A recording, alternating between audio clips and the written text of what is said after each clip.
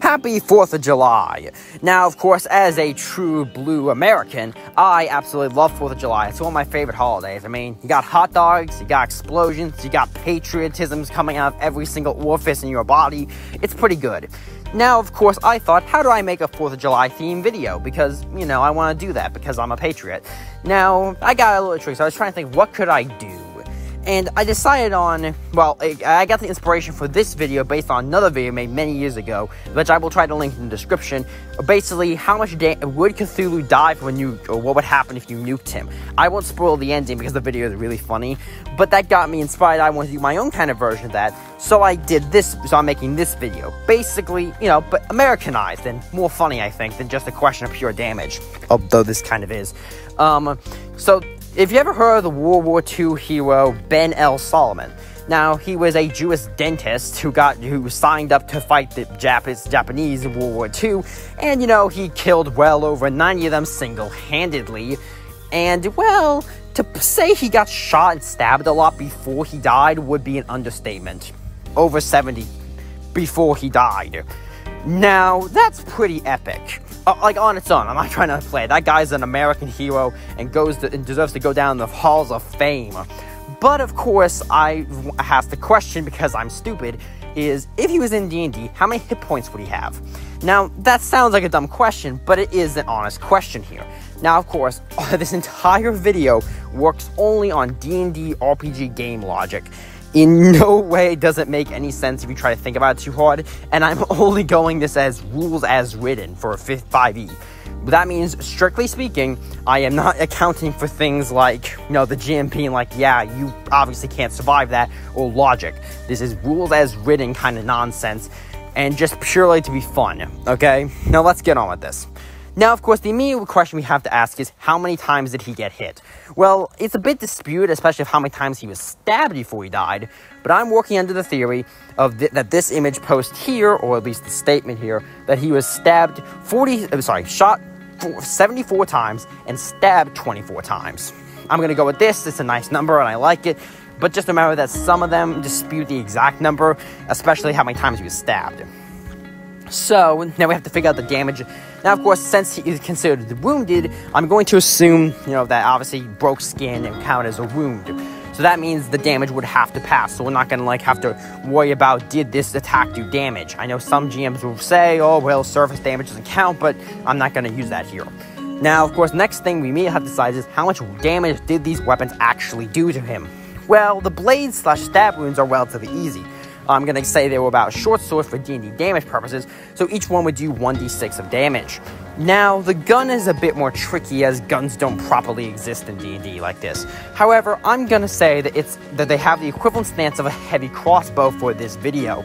Once again, I would probably want to say more of a d12 damage or something, but that's a bit more tricky and gets into, you know, like homebrew mechanics, and I don't want to do that here. I want to be as rules as written possible. So if you want to fix it to reflect the fact that he was shot by guns and not crossbows, just up the damage these shots do. So, with all that in mind, let's do the math, okay? So, the minimum damage each attack would have to do is 1 damage. That means that when we add 74 shots and 24 stabs, that means 98 damage. What that means is that he would have to have 98 hit points in order to, you know, survive at minimum.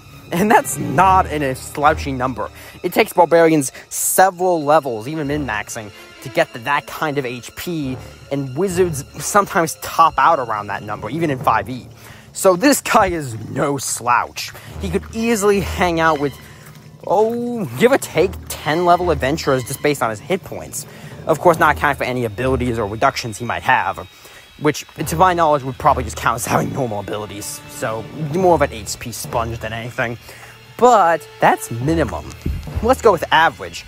Now, I'm going to rule the average damage of the gunshot here being 5 damage, while the average stab of the sword being 3 damage. When we plug those numbers into our equation, that means his hit points, if we go by average attacks, or we assume all weapons do an arbitrary average damage, like I just said there, he would at minimum have to have 442 HP, which is a lot, quite a bit really, especially because when you realize that barbarians, if they min-max in 5e, even just doing everything they can to min-max themselves, with some exceptions, top out around 440 HP or so.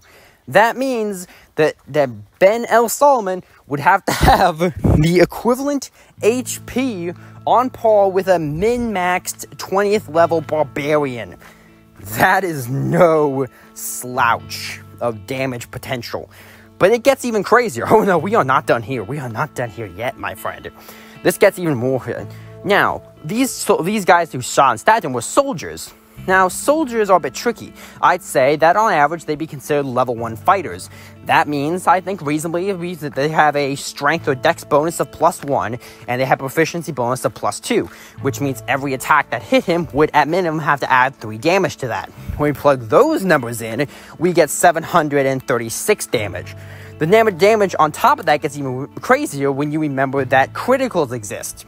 So, what's the average of a critical chance? Well, the average of them hitting with a critical damage is, well, a 20th side on a 20-side die. But since we know that all these attacks actually hit and did damage, we can negate them rolling a 1. We could also probably negate the idea that, he should have logically have rolled other low numbers like 1s to 2s, probably shouldn't have hit. But that gets very tricky very quickly, and also a lot of them were attacking very close, and he was kind of stationary. So, I won't count it here. So basically, for every 19 attacks, it should do critical damage. So, plugging that in, there's about 1 stab to every 3 shots or so, or more accurately, 2 to be shot 3 out of 4 times rather than stabbed. Plug that in, you get about 5 critical hits. So his hit points, if we add the skill modifier of them soldiers being fighters with the HP, would make it about 772 HP. For average, I'm going to say 750 HP. That's why I think rules as written, somewhat sensible HP this guy would have to have is 750. But none of this is sensible, so let's take it to the max, okay? What's his maximum damage? If we assume all damage did maximum effect, he would have 884 hit points. If we assume we add the skill modifier I mentioned earlier, he'd have 1,178 HP. If we assume that every single attack critted, meaning, depending on how you do it, but anyway, we're going to assume maximum damage anyway, maximum damage, the maximum potential of damage that Ben L Salomon could have, D&D rules as written, is 2,356. That is a lot. To put it in perspective, okay, the average, I'm going to assume, using somewhat sane, rational numbers, his hit points is about 750. That is more than an ancient red dragon, an ancient blue dragon, or even the Tarrasque. Yes, he has more HP, rules as written, than a Tarrasque. Even with only our most conservative estimates would put him under the HP of a Tarrasque. Average, he has way more, or at least some more. Granted, he probably doesn't have the resistances, but still. And that gets even crazier, because if a red dragon would try to burn him with dragon breath, it would, if we say his HP was 750, it would take a little bit over 8 times or so to kill him with direct fire attacks. If we assume maximum, it would take 25. It gets even more memey. If he was eaten by a Tarrasque, that's like inside the digestive system, which is said to be able to destroy any material, including normally indestructible magical items that cannot be destroyed by any other means, or more or less, he could still comfortably survive in there for 13 turns. If we assume maximum HP, he could be in there for 42. And it gets even memeier. Due to how fall damage in D&D is capped, that after a certain point you don't add more damage, you could literally drop him from orbit or a ridiculously high point in the sky, and he would only take 120 damage. That is quite a bit, although to be fair, they're not too impressive. Now, if you want to get really memey, here's a spell called Meteor Swarm. This fancy little doodad, it has 4 points. Every point, if it hits someone, does at maximum damage 240 damage. What this means is that you could directly hit him with Meteor Swarm, and I do feel it's worth mentioning that this spell is roughly comparable to powers in D&D that can summon the dead god Atropos, aka a planet killer. That is a little moon-sized object himself, capable of destroying planets with undead, and this guy can tank a shot from it.